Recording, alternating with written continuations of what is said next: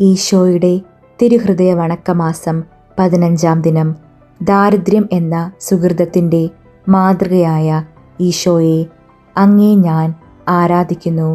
കാരുണ്യം നിറഞ്ഞ എൻ്റെ രക്ഷിതാവേ, എൻ്റെ ആഗ്രഹം മുഴുവനും ലോകവസ്തുക്കളിലും ബഹുമാനാദികളിലും ആയിരിക്കുന്നുവെന്ന് അറിയുന്നതിൽ അങ്ങ് എത്രയധികം ഖേദിക്കുന്നു. പരിപൂർണമായ എൻ്റെ ഹൃദയത്തെ അങ്ങേ ദിവ്യഹൃദയത്തോട് താരതമ്യപ്പെടുത്തി നോക്കുന്നുവെങ്കിൽ എൻ്റെ ഹൃദയം അന്ധകാരത്താലും സകലവക ദുർഗുണങ്ങളാലും നിറഞ്ഞ ഒരു ഗുഹയാണെന്നതിൽ സംശയമില്ല. സ്നേഹം നിറഞ്ഞ എൻ്റെ ഈശോയെ, എന്നെ ദയാപൂർവം അനുഗ്രഹിക്കണമേ.